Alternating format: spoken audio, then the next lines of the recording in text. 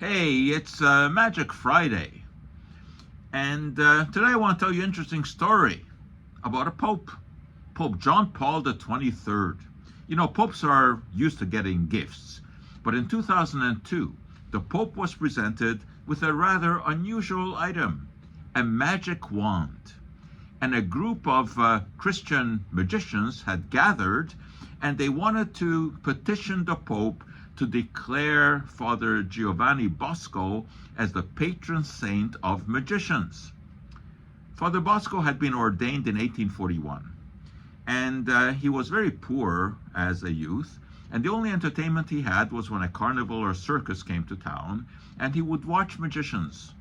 He was a very clever boy, and he figured out how these tricks were done.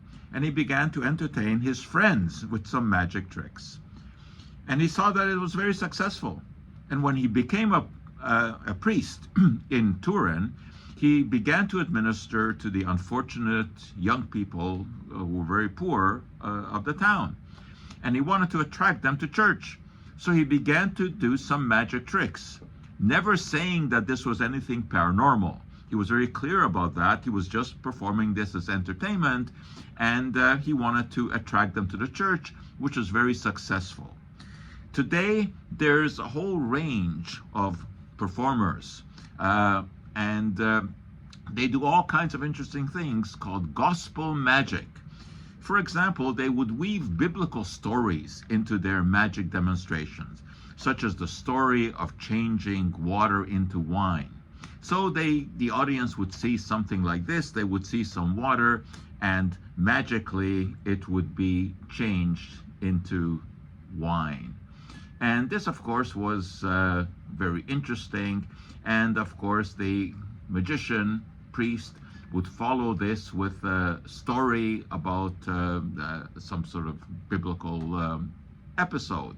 It was all very entertaining. It was a lot of fun, and it attracts people to religious services. Well, it turned out that Pope John never did declare Father Bosco as the official patron saint of magicians, but he is unofficially that.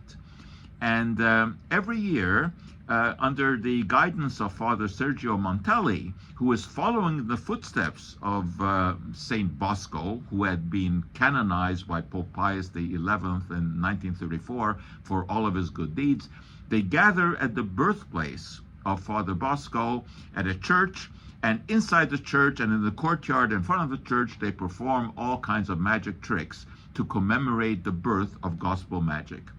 And today, magic dealers actually produce a whole range of items that are designed to be used in gospel magic. So this is a very interesting area of magic, and I hope that you've been entertained.